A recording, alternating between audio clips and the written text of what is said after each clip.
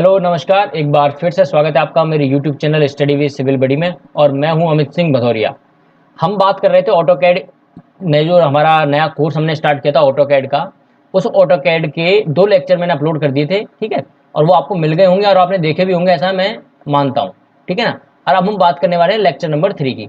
AutoCAD का जो हमारा कोर्स है, इसको कोई भी देख सकता है, जरूरी नहीं आप सिविल इंजीनियर है तो ही देख सकते हैं, मैकेनिकल वाले, इलेक्ट्रिकल वाले सब देख सकते हैं, ठीक है ना। तो बेसिक जो चीज़ें हैं उनके बारे में पढ़ने वाले हैं। कंपटीशन एग्जाम में इससे जो क्वेश्चन आते हैं वो भी हम डिस्कस करेंगे, ठीक है। तो अब जो हमारा लेक्चर नंबर 3 इसको हम स्टार्ट करते हैं।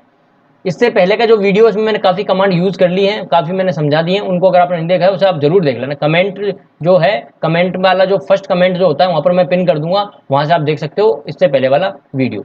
अब बात कर लेते हैं फिलेट और चैम्फर के बारे में। फिलेट और चैम्फर जो होता है, क्या होता है समझना। सबसे पहले बात करते हैं फिलेट की।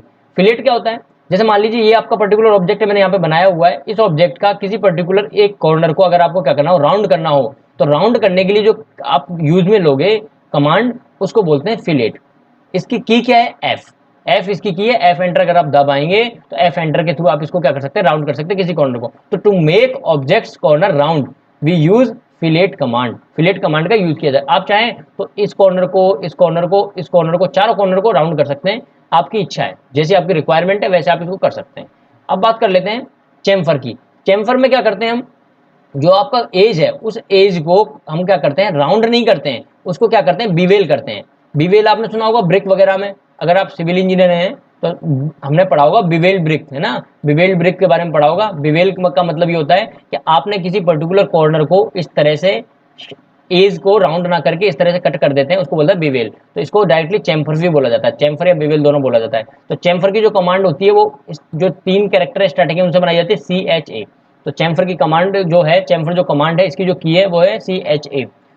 तो अब आपसे एग्जाम में ये पूछा जाए अगर आपसे कि अगर आपको चैम्फर करना है किसी ऑब्जेक्ट को तो उसकी की क्या है, उसकी कमांड क्या है, तो आप बोल सकते हो CHA उसकी कमांड है। अगर आपको बोला जाता है कि अगर आपके पास में कीबोर्ड नहीं है और विदाउट कीबोर्ड अगर आपको चैम्फर करना है तो कैसे करोगे आप, पहले आप होम टैब में जाओगे, फिर आप मॉडिफाई पैनल में जाओगे, मॉडिफाई पैनल से आप डायरेक्टली सेलेक्ट करोगे चैम्फर, वहां से आप चैम्फर कर सकते हो। ओके, चलिए अब बात करते हैं क्रिएशन ऑफ कर्व्स की। मतलब कि अगर आपको कर्व बनाने हैं तो कर्व बनाना है तो कर्व कैसे बना सकते हैं। तो कर्व बनाने के लिए पहला तरीका तो है आपका कि आप आर्क यूज में ले सकते हैं। आर्क के लिए जो की यूज में ली जाएगी वो होगी ए एंटर, ठीक है ना। ए आप डायरेक्टली यूज में ले सकते हैं। अब ध्यान रखना कि आर्क बनाने के लिए बहुत सारे ऑप्शन होते हैं, कम से कम 5-6 ऑप्शन होते हैं, उनके थ्रू आप बना सकते हैं।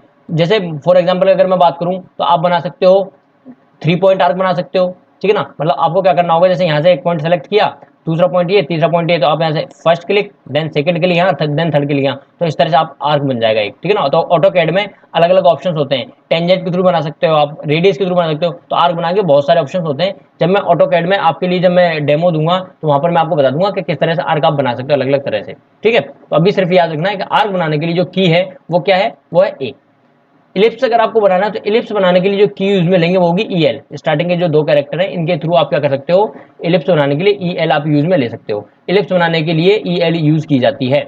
इसके अलावा हम बात करते हैं पॉलीलाइन। अगर आपको पॉलीलाइन बनानी है तो पॉली और लाइन 2 अक्षरों से मिलकर बना है, 2 चीजों से। तो पॉली का तो आया P और लाइन का आया L, तो PL के थ्रू आप क्या कर सकते हो, पॉलीलाइन बना सकते हो। तो पॉलीलाइन अगर आपको बनानी है तो क्या यूज में लेना है, आपको यूज में क्या लोगे आप, आपको लेना है PL। अभी ध्यान रखना कि पॉली लाइन और लाइन में डिफरेंस क्या है, दोनों में क्या डिफरेंस है, अलग क्या है दोनों चीजों में। तो पॉली लाइन और लाइन में डिफरेंस ये है कि जब आप लाइन बनाते हो तो लाइन में तो सिर्फ एक लाइन बनेगी सिंगल, और पॉली लाइन में क्या होता है कि पॉली लाइन से बहुत सारी लाइन बन जाएंगी एक साथ में, एक साथ में बहुत सारी लाइन्स बनेगी, ठीक है। जैसे मैं बता दूं, जैसे आपने लाइन बनाई तो एक लाइन तो यहाँ बनेगी, ठीक है ना, सिंगल लाइन L एंटर से, और PL एंटर लिया तो हो सकता है एक लाइन यहाँ बन गई, इसी को फिर आपने एक्सटेंड किया 2, फिर 3 लाइन, फिर 4 लाइन, फिर 5 लाइन, फिर 6 लाइन, 7 लाइन, 8 लाइन, और इस तरह से जोड़ दिया आपने, ठीक है।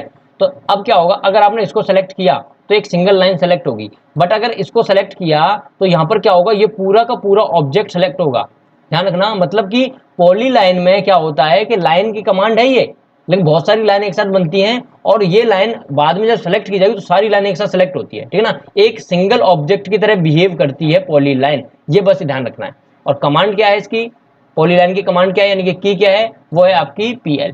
अगर पॉली लाइन को एडिट करना हो तो पॉली लाइन का तो हो गया P और एडिट का आया E, तो PE से आप क्या कर सकते हो, एडिट कर सकते हो। मैक्सिमम केस में ध्यान रखना, जब एडिट की कमांड आएगी ना तो एडिट का E जो है वो आएगा एंड में, और जिस चीज का एडिट करना है तो वो आएगा पहले। जैसे पॉली लाइन को एडिट करना है तो PE आया, ठीक है ना। और आगे एक और एडिट के एक दो ऑप्शन आएंगे, वहां पर भी मैं एग्जांपल दूंगा। तो पॉली लाइन को एडिट करना है तो आप क्या ऑप्शन में यूज में लोगे, क्या की यूज में लोगे, PE आप यूज में लोगे। चलिए अब बात करते हैं रे की। अगर आपको रे बनानी है तो रे बनाने के लिए आप जो कमांड यूज में लोगे यानी कि की यूज में लोगे, वो भी क्या होगी, आपकी रे ही होगी। रे बनाने की रे ही यूज में लोगे। अब रे होती क्या है, रे होती है ऐसी, ठीक है ना। मतलब एक तरफ से अगर आपको पॉइंट हो और दूसरी तरफ से एरो बना हुआ हो, ठीक है ना, तो इसको बोलते हैं रे। ये है रे। यानी कि अगर आपको एक लाइन बनानी है जिसका स्टार्टिंग पॉइंट जो है वो तो पता है, पॉइंट है मतलब कि, और कंटिन्यू कहां तक हो रही है, इन्फिनिटी तक। यानी कि जो एरो है ये इन्फिनिटी को शो करता है, ध्यान रखना। तो ये क्या है, रे कहलाती है। इसके साथ में एक और कमांड होती है जिसको बोलते हैं कंस्ट्रक्शन लाइन। अगर आपको कंस्ट्रक्शन लाइन बनानी है तो उसके लिए कमांड है वो होगी एक्सेल। और कंस्ट्रक्शन लाइन का मतलब होता है ये वाली लाइन, यानी दोनों तरफ जब एरो हो, दोनों तरफ जब इन्फिनिटी की तरफ जा रही हो, उसको बोलते हैं कंस्ट्रक्शन लाइन। अब ये वाली जो है ये थोड़ी इंपॉर्टेंट हो जाती है। इंपॉर्टेंट क्यों हो जाती है कमांड, क्योंकि इसका नाम है कंस्ट्रक्शन लाइन, लेकिन जो बनी हुई है वहां पर कहीं पर भी क्या है, ना तो सी दिख रहा है ना कंस्ट्रक्शन का कोई और अक्षर दिख रहा है, डायरेक्ट एक्सेल लिखा हुआ है। एल तो समझ में आ रहा है, एल फॉर लाइन हो जाए, एक्स क्यों आया कोई पता नहीं। तो ये क्या हो जाता है, ये थोड़ा इंपॉर्टेंट है, तो याद रखना कंस्ट्रक्शन लाइन के लिए एक्सेल यूज में लेते हैं। और जो कंस्ट्रक्शन लाइन होती है वो कैसी लाइन होती है, ऐसी लाइन होती है। तो मैंने लाइन बता दी, देखो आप कितनी सारी, कितनी लाइन बता दी, नॉर्मल लाइन बता दी, एल एंटर, पॉली लाइन बता दी, ठीक है ना, पॉली लाइन बता दी मैंने, एक बता दी मैंने आपको रे बता दी, और एक मैंने क्या बता दिया आपको, एक बता दी मैंने कंस्ट्रक्शन लाइन, जिसको मैंने एक्स एल से मैंने बताया है, ठीक है ना। एक और लाइन आती है जिसको बोलते हैं मल्टी लाइन ML, ठीक है ना। तो मल्टी लाइन का काम क्या होता है, मल्टी लाइन वो होती है, जैसे मान लीजिए आपको लाइन बनानी है, एक लाइन बना रहे हो आप एल एंटर से, ऐसे सिंगल लाइन बनेगी, एल एंटर से आपने सिंगल लाइन बनेगी। लेकिन अगर आपने ML यूज में लिया है मल्टी लाइन, तो क्या है, एक लाइन के साथ में दूसरी लाइन भी साथ में चलेगी। मल्टी का मतलब होता है दो लाइन एक साथ बन रही हैं अगर, यानी कि आपने ML सेलेक्ट कर रखा है। ML का मतलब दो लाइन एक साथ बनेगी पैरेलल, ठीक है, साथ साथ में बनेगी, तो वो होता है ML में। एक और होता है SP लाइन, ठीक है, वो भी बता देता हूँ। SP लाइन जो होती है उसकी कमांड जो होती है की होती है वो होती है SPL। SP लाइन का SP आया और L लाइन का आया L, SPL। SPL का क्या होता है, जब आपको कर्व बनाना हो, ठीक है ना, तो उस काम में आता है। SP लाइन का मतलब क्या है कि आप फ्रीली चलेगी, मतलब फ्री हैंड चलेगी, ये ऐसे ऐसे ऐसे आप कैसे बना सकते हो। इस तरह से अगर आपको बनाना है तो वो SP लाइन से ही बनेगा, ठीक है ना। कर्व कर्व टाइप की जो लाइन बनानी है आपको, मतलब बेसिकली स्ट्रेट लाइन नहीं बनानी है, कर्व बनाना है, तो उस केस में आप SP लाइन यूज में लोगे। और कमांड क्या है इसकी, SPL है। तो बेसिकली आपको जो लाइन की कमांड है ना 5-6, वो सारी की सारी आपके लिए इंपॉर्टेंट है, चाहे वो सिंपल लाइन हो, पॉली लाइन हो, XP लाइन हो, रे हो, ठीक है ना, ML हो, सारी की सारी आपको याद रखनी है। चलिए आगे चलते हैं। रेक्टेंगल, जो रेक्टेंगल है उसकी जो की है वो REC है। और रेक्टेंगल क्या है, एग्जाम में पूछा जा चुका है, तो आपको ध्यान रखना है रेक्टेंगल की कमांड। रेक्टेंगल की कमांड क्या है, REC। अगर आपको रेक्टेंगल ड्रॉ करना है तो रेक्टेंगल के लिए आप क्या कर सकते हो, REC डायरेक्टली एंटर कर सकते हो। अगर आपको हैच करना है, ठीक है ना, अगर आपको हैच करना है, हैच का मतलब क्या होता है कि मान लीजिए आपने कोई ऑब्जेक्ट बनाया और ऑब्जेक्ट को हैच करना है, इस तरह से करना है, हैचिंग करनी है उसमें, ठीक है ना, हैचिंग करनी है डायरेक्टली। ऑप्शंस है आपके पास में बहुत सारे, तो आप क्या कर सकते हो, हैच करने के लिए आप डायरेक्टली एच एंटर यूज में ले सकते हो, यानी एच जो है शॉर्ट की है उसकी। और हैचिंग अगर आपको करनी है तो इसके लिए तो ये होगी इसकी डायरेक्ट शॉर्ट की एच एंटर से आप हैच कर सकते हो। हैच करोगे कब, जरूरत कब है, जब आपको किसी पर्टिकुलर ऑब्जेक्ट को शो करना हो, ठीक है ना, पर्टिकुलर ऑब्जेक्ट को जब हाईलाइट करना हो, शो करना हो, दिखाना हो, हैचिंग की जरूरत है। जैसे हम ड्राइंग वगैरह बनाते हैं, ड्राइंग बनाने के लिए जो वॉल बनाई जाती है उस वॉल को हैच किया जाता है ताकि हम दिखा सकते हैं कि सॉलिड है, ये वॉल है, ठीक है, डायरेक्टली, तो ये दिखाया जाता है। लेकिन अगर आपको एडिट करना हो, हैच लाइन को एडिट करना हो, तो उसके लिए जो कमांड है वो है HE। हैच लाइन को अगर एडिट करना है तो उसके लिए क्या है, HE ली जाएगी, यानी हैच का तो आया H और एडिट का आया E। तो थोड़ी देर पहले मैं बता रहा था ना कि जब भी एडिट वाली चीज आएगी ना, एडिट करने के लिए कमांड होगी, उन सब में E जरूर आएगा, एडिट का E जरूर आएगा, और स्टार्टिंग में वो आएगा जिसको एडिट करना है, यानी हैच को एडिट करना है तो H आ गया, तो HE आ गया, ठीक है ना। पॉली लाइन को एडिट करना है तो P आ गया था। चलिए बाउंड्री की कमांड क्या होती है, BO। बाउंड्री के लिए शॉर्ट की है BO। तो बाउंड्री जो कमांड है उस बाउंड्री कमांड के लिए जो की यूज में लेंगे वो होगी BO, यानी अलाइज जो होगी वो क्या होगी, BO होगी। चलिए अब बात कर लेते हैं नेक्स्ट। अब बात करते हैं नेक्स्ट की, तो नेक्स्ट है रीजन। अगर आपको रीजन की जो कमांड है लगानी है, तो रीजन कमांड अगर अप्लाई करनी है तो उसके लिए जो की यूज में लेगी वो REG, यानी कि स्टार्टिंग के यहाँ पे 3 लेटर आप काम, 3 कैरेक्टर काम में लोगे। तो बेसिकली आप जितनी भी कमांड अभी तक आपने देखी हैं उनमें आपने ट्रेंड देखा होगा। ट्रेंड क्या होता है, जो नेम होता है उस पर्टिकुलर नेम से ही बन रही है लगभग लगभग सारी कमांड्स, या तो फर्स्ट कैरेक्टर या सेकंड कैरेक्टर, या फिर तीसरा केस जो कम देखा जाता है वो होता है थर्ड कैरेक्टर, मतलब फर्स्ट सेकंड से मिलकर बन गया, या फर्स्ट सेकंड थर्ड से मिल गया, या अकेले फर्स्ट से बन गया। इस तरह से आपके बनती हैं, ठीक है। तो आपको अगर रीजन करना है तो रीजन करने के लिए REG कमांड होगी। रीजन करने का मतलब क्या है, रीजन का मतलब ये है कि कोई आपको पर्टिकुलर ऑब्जेक्ट दिया हुआ है, उस ऑब्जेक्ट को एनक्लोज करना है पर्टिकुलर एरिया में और रीजन बनाना है। मतलब कि अगर आपका कोई ऑब्जेक्ट है, उस ऑब्जेक्ट को आपने रीजन कर दिया, तो अब क्या होगा कि कोई भी प्रॉपर्टी अप्लाई करनी हो, कुछ भी करना होगा, उस पर्टिकुलर उस पूरे में अप्लाई कर सकते हो आप। जैसे आपने ये किया, एक लाइन ये बनाई, एक लाइन ये बनाई, एक लाइन ये बनाई, अलग अलग बना ली, और इसको अगर रीजन कर दिया तो ये क्या है, पूरा का पूरा पैक हो जाएगा और ये एक रेक्टेंगल बन जाएगा। ठीक है ना, ये रेक्टेंगल बन जाएगा। तो रेक्टेंगल बनाना है तो उसको क्या कर सकते हो, रीजन कर सकते हो, ये ध्यान रखना। चलिए अब बात करते हैं एक्सप्लोड की। जो एक्सप्लोड कमांड है, एक्सप्लोड कमांड के लिए आपको डायरेक्टली की यूज मिलनी एक्स। एक्स के थ्रू आप क्या कर सकते हो, एक्सप्लोड कर। ध्यान रखना, एक्सएल जो है वो लाइन की कमांड है। ठीक है ना, अगर आपको एक्सएल दबाना है तो एक्सएल क्या होगा, वो लाइन की कमांड है, कंस्ट्रक्शन लाइन की। लेकिन ओनली जो एक्स है वो एक्सप्लोड की कमांड है।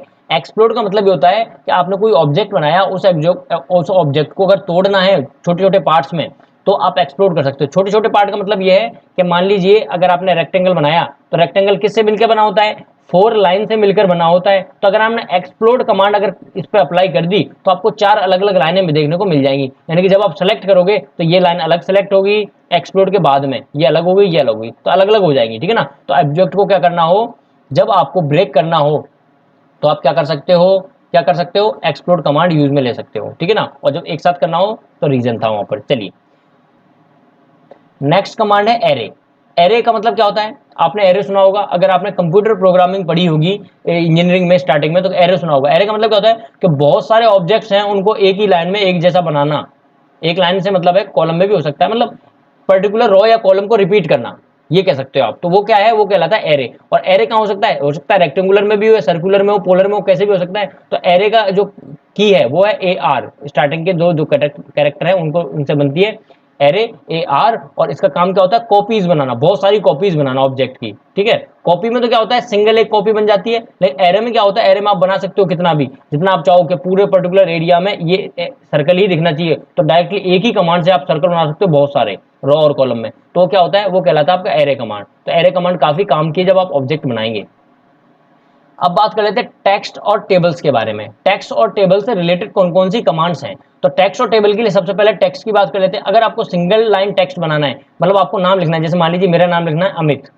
ठीक है, तो ये अमित नाम लिखने के लिए आपको जो कमांड यूज में ली है वो है टेक्स्ट, यानी इसकी की होगी dt।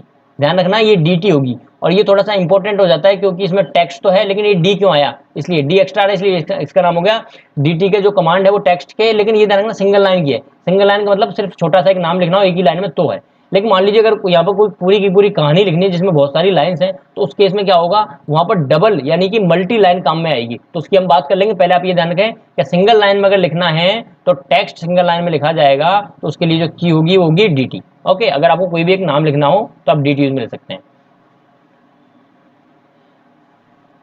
टेक्स्ट की स्टाइल की अगर हम बात करें, टेक्स्ट की स्टाइल अगर चेंज करनी है, ठीक है ना, अलग अलग तरह की स्टाइल्स आती है टेक्स्ट की, उनको अगर चेंज करना है तो उसकी जो आपकी की होगी वो होगी st। ठीक है ना, अब यहाँ पर देखना टी एस नहीं होती है, ध्यान रखना यहाँ पे गड़बड़ हो सकती है, क्योंकि देखो टी पहले आ रहा है फिर एस आ रहा है, तो टी एस होना चाहिए था वैसे, लेकिन इसकी कमांड है एस टी। तो यहाँ पे थोड़ा सा ही ध्यान रखना, ये नोट करने वाली बात है, ध्यान रखना आप। ठीक है ना, तो टेक्स्ट स्टाइल अगर आपको चेंज करनी है, क्रिएट करना है, मॉडिफाई करना है, या स्पेसिफाई पर्टिकुलर कोई ऑब्जेक्ट है, ठीक है ना, उसको स्पेसिफाई टेक्स्ट है, उसकी स्टाइल को चेंज करना है, तो आप क्या कर सकते हो, टेक्स्ट जो है उसकी स्टाइल को चेंज करने के लिए एस टी आप यूज में ले सकते हो। चलिए अब बात करते हैं टेक्स्ट एडिट की। जो टेक्स्ट एडिट करना है अगर आपको, तो उसमें आप यूज में लेंगे ईडी। ठीक है ना, अब यहाँ पर भी देखो थोड़ा सा चक्कर है, हर बार क्या हो रहा था, हैच को अगर एडिट करना है तो एच ई आ रहा था, हैच और उसके एडिट। अब यहाँ पर टेक्स्ट को एडिट करना है तो क्या हो रहा है, टी ई आना चाहिए था, लेकिन यहाँ पर क्या आ रहा है, ई और डी। क्यों आ रहा है ई डी, क्योंकि उल्टा हो गया, ई पहले जा रहा है जैसा अभी हो रहा था और टी यहाँ आ रहा है, तो इसका नाम हो गया ई टी। लेकिन हमको पता है कि टी की जगह पर हम ऑलरेडी क्या ले चुके हैं, सिंगल लाइन के लिए आपने लिया था डी टी, यानी डी वहां का आया, यानी कि डी तो वहां से आ गया और ई आ गया, तो ईडी कमांड। तो ईडी कमांड इसलिए बन रही है। तो ये कमांड क्या है, टेक्स्ट वाली थोड़ी सी क्या है, कंफ्यूजिंग है, इसलिए ध्यान रखना, अगर आपको टेक्स्ट को एडिट करना है तो ईडी आप काम में लोगे। ठीक है ना, ईडी काम में लोगे। डी टेक्स्ट से आया है और ई कहां से आया, एडिट से आया है। जो नॉर्मल हो रहा था उससे ये काफी अलग है ट्रेंड, इसलिए ये इंपॉर्टेंट हो जाता है। अगर आपको मल्टी लाइन टेक्स्ट बनाना है, मतलब यहाँ पर भी नाम लिखना है, यहाँ पर भी नाम लिखना है, यहाँ पर भी बहुत सारी लाइंस में अगर नाम लिखना है या बहुत सारी चीजें लिखनी है, उस केस में आपको जो एंटर करना है ओनली ओनली टी करना है। अगर आप ओनली टी एंटर करते हो तो मल्टी लाइन टेक्स्ट बना सकते हो आप। या फिर आप चाहो तो MT भी यूज में ले सकते हो, दोनों ही आपकी की है, MT या फिर T, दोनों में से कोई भी आप यूज में ले सकते हो मल्टी लाइन बनाने के लिए। चलिए अब बात करते हैं टेबल्स के बारे में। टेक्स्ट जो है उन टेक्स्ट की मैंने बात कर ली है, अब हम बात करने वाले हैं टेबल की। अगर आपको टेबल बनानी है तो टेबल बनाने के लिए आप TB यूज में लेंगे। क्या लेंगे? TB। TB के थ्रू आप क्या कर सकते हैं? टेबल बना सकते हैं। अगर आपको कहीं नई टेबल बनानी है, उसको मॉडिफाई करना है पर्टिकुलर किसी टेबल को, तो आप TB एंटर कर सकते हैं, TB के थ्रू आपकी टेबल बन जाएगी। अगर हम बात करें डायमेंशंस की, क्योंकि अगर आपके डायमेंशंस हैं, बहुत सारी डायमेंशंस होंगी, उन डायमेंशन को आपको मेजर करना होगा, उनको शो करना होगा, उसके लिए आपको बहुत सारी अलग अलग डायमेंशंस मेजर करनी होगी। तो यहाँ पर एक चीज मैं नोट करवा देता हूँ। नोट करने वाली बात यह है कि डायमेंशन की जितनी भी कमांड्स हैं उनमें डी पहले आएगा, ध्यान रखना, उनमें डी पहले आएगा। अब आप ये मत बोल देना कि dt जो था, टेक्स्ट वाली जो कमांड थी, उसमें डी क्यों आया फिर अगर डायमेंशन में आता हो तो ये केवल क्या है, हिट एंड ट्राई मेथड होते हैं। मतलब कि ये आपको सिर्फ आइडिया लगाने के लिए होता है कि अगर आपको तुक्का भी लगाना हो, 4 ऑप्शन दे रखे हैं और आपसे डायमेंशन की कोई कमांड है और किसी कमांड में अगर पहले डी दिखा हुआ है तो आप उसी को करके आ सकते हो, ठीक है ना। तो अगर कहीं ऑप्शन अगर आपको रिमूव करने हैं, 4 ऑप्शन है, 2 ऑप्शन हटाने हैं, तो 2 ऑप्शन किस बेस से हटा सकते हो? क्योंकि उसके सामने डी नहीं आया। तो इस तरह से थोड़ा सा याद रखने के लिए, तो डायमेंशन में जनरली क्या होगा, डी पहले आएगा। फॉर एग्जाम्पल लीनियर डायमेंशन है तो लीनियर डायमेंशन की जो आपकी की है वो है DLI। D4 तो होगा डायमेंशन और लीनियर का LI आएगा। मतलब डायमेंशन का क्या होगा बेसिकली, कि डायमेंशन का डी आएगा और जो जिस तरह की डायमेंशन उसके फर्स्ट 2 कैरेक्टर आ जाएंगे, ठीक है। तो लीनियर डायमेंशन के लिए होगा। अगर अलाइंड डायमेंशन है तो उसमें डायमेंशन का तो डी आया और अलाइंड का क्या आया, AL आया। अब कंफ्यूजन ये है कि सर आप तो कंफ्यूज कर रहे हो, एक तरफ बोले लीनियर डायमेंशन, एक बोले अलाइंड डायमेंशन, मतलब क्या इन दोनों का? मतलब ये है कि ऐसे मान लो कि मैंने यहाँ पर क्या है, रेक्टेंगल बनाया, ठीक है, एक रेक्टेंगल बनाया और आपको यहाँ पर बताना है कितनी डिस्टेंस है। तो आप क्या करोगे, इस तरह से आप क्या करोगे, मेजर कर लोगे, ठीक है ना। तो ये इस तरह से अगर मेजरमेंट आपने किया है, इस तरह का जो मेजरमेंट है, तो ये तो कहलाएगा आपका लीनियर, लीनियर पहले वाला। लेकिन अगर अलाइंड है, यानी कि ये वाला है, तो अलाइंड वाले में क्या होता है कि जब आप मेजर करोगे इस तरह से अगर आप मेजर करोगे तो इसके साथ में क्या अलाइन हो जाएगी, मतलब अपने आप ही ये इस तरह से जो पॉइंट्स हैं इनको अलाइन कर लेगी, एक लाइन में लेके आ जाएगी। तो ये बेसिकली जो होता है ये अलाइन होता है, अलाइनमेंट होता है। अगर ये अलाइनमेंट अगर शो हो रहा हो, अगर शो करना है तो उसके लिए आपको अलाइन डायमेंशन करनी होगी। और इस तरह से अगर अलाइनमेंट शो नहीं करवाना है तो उस केस में क्या होगा, नॉर्मल लीनियर आप डायमेंशन यूज में ले सकते हो। ओके, आई होप क्लियर हो रहा होगा। एंगुलर डायमेंशन अगर आपको बनानी है तो डायमेंशन का तो डी आ गया और एंगुलर का AN आ गया। तो देखो जो मैं बोल रहा हूँ ना वही ट्रेंड फॉलो हो रहा है, DAN। तो आपको एंगुलर डायमेंशन आप बता सकते हो, ठीक है ना। अगर आपको कोई ऑब्जेक्ट है जिसमें एंगुलर डायमेंशन है, एंगल वगैरह है, उनका एंगल बताना हो, जैसे मान लीजिए इस तरह से बना हुआ है और एंगल बताना है, एंगल कितना है, तो एंगल ध्यान रखना हमेशा एंटी क्लॉकवाइज मेजर किया जाता है, तो आप यहाँ पे ये यूज में ले सकते हो। चलिए, आर्क की लेंथ कितनी है, आर्क बना हुआ है जैसे मान लीजिए, और इसकी लेंथ अगर आपको पता करनी है इस तरह से, तो उसके लिए आपको जो यूज में लोगे की वो होगी DAR। मतलब जो डायमेंशन है उस डायमेंशन का तो आया D और आर्क की लेंथ का AR आ गया। आर्क ARC है ना, तो AR आ गया, तो DAR बन गया। तो डायमेंशन अगर देखनी है, आर्क की लेंथ अगर चेक करनी है तो DAR वहां पर काम में आएगा। ओके, चलिए अब बात करते हैं रेडियस की। अगर आपको रेडियस देखनी है तो डायमेंशन की तो D आ गया और रेडियस का क्या आ गया, RA आ गया। तो डायमेंशन जितनी भी हैं, डायमेंशन चेक करने के लिए डायमेंशन का D आएगा और जिस चीज की डायमेंशन चेक करनी है उसके 2 कैरेक्टर आएंगे ही आएंगे, ध्यान रखना, ठीक है ना। ये याद करने का तरीका है।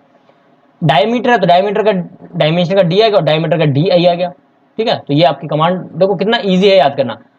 सबसे जो बढ़िया कमांड है ना, जो हम सबसे बढ़िया जो कमांड है जो मैं पसंद करता हूं और जितने भी लोग हैं जो ऑटोकैड पे वर्क करते हैं उनके लिए सबसे बढ़िया है क्विक डायमेंशन।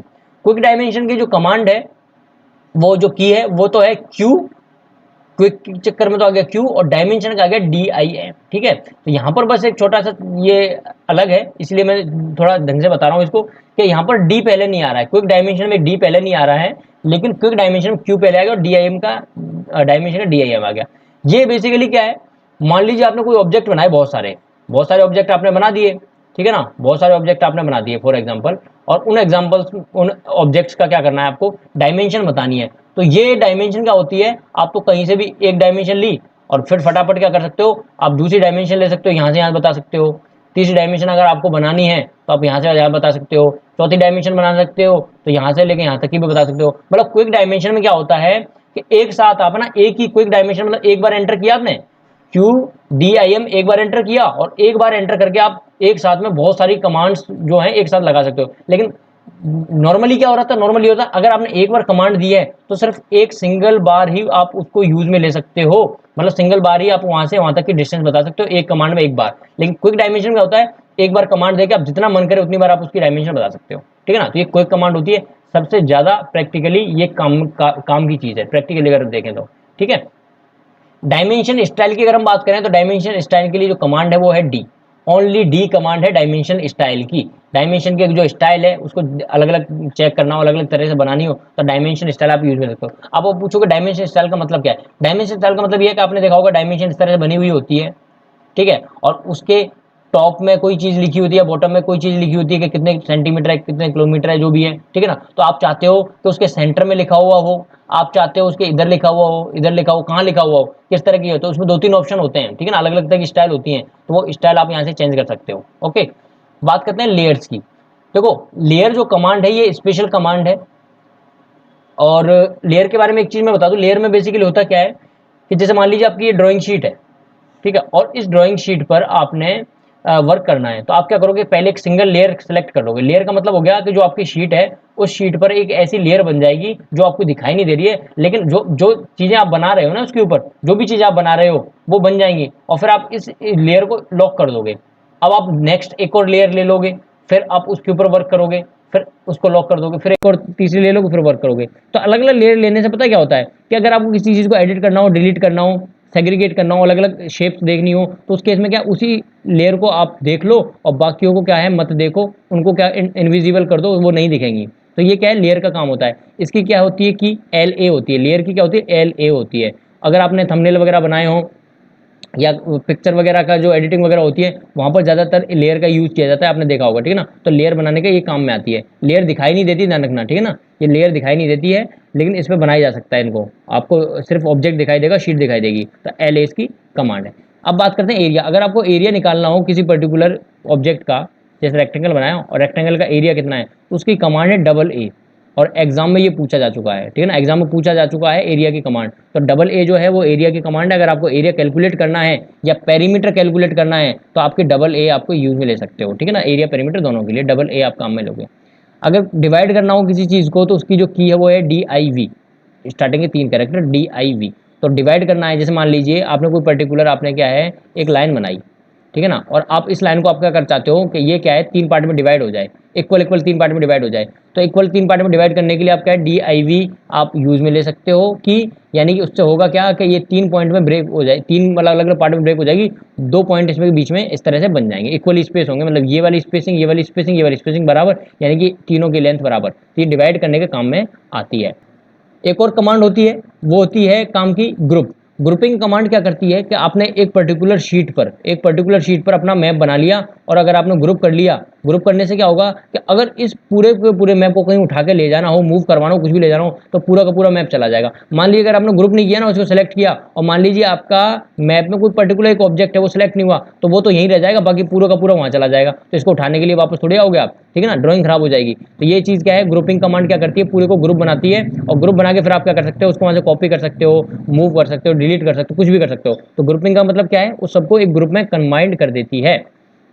अब कुछ स्पेशल कमांड्स हैं, छोटी सी, स्पेशल तो नहीं कह सकते, कुछ छोटी मोटी कमांड्स हैं जो हम यूज में लेते हैं, ठीक है, और आपको ऑलरेडी पता होंगी या तो देखो, एक तो होती है पान। पान का मतलब क्या होता है कि आप उस पर्टिकुलर शीट को पकड़ के इधर उधर खिसकाना चाहते हो तो उसको पान कमांड बोलते हैं, उसकी जो की है वो है पी। डायरेक्टली आप क्या है जो स्क्रोलिंग होता है उससे भी स्क्रॉल करके उसके डायरेक्टली दबा के उसको प्रेस करके भी देख सकते हो। तो आप क्या है याद रखना, पान के लिए पी होती है, कभी पूछा नहीं गया लेकिन फिर भी याद रखना। ये फिट टू स्क्रीन कमांड होती है।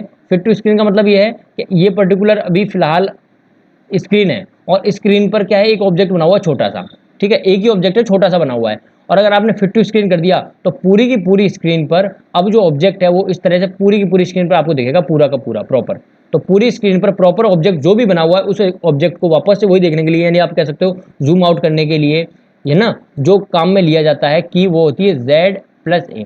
इसको कैसे एंटर करते हैं ये और बता देता हूँ। पहले आप Z दबाओ, फिर एंटर दबाओ, फिर A दबाओ, फिर एंटर दबाओ। तो Z एंटर A एंटर जो है उसके थ्रू आप क्या कर सकते हो, फिट टू स्क्रीन कर सकते हो। अगर आपने कोई पर्टिकुलर की यूज में कर ली है, या आप कुछ भी पर्टिकुलर आपने कमांड यूज में ली है, मतलब गलती हो गई आपसे, कुछ भी हो गया और आपको पीछे आना है एक स्टेप, तो एक स्टेप पीछे आने के लिए आप कंट्रोल Z यूज में ले सकते हो। एक स्टेप आगे जाना है तो आप क्या कर सकते हो, कंट्रोल वाई यूज में ले सकते हो। तो कंट्रोल जेड और कंट्रोल वाई बैकवर्ड और फॉरवर्ड की है।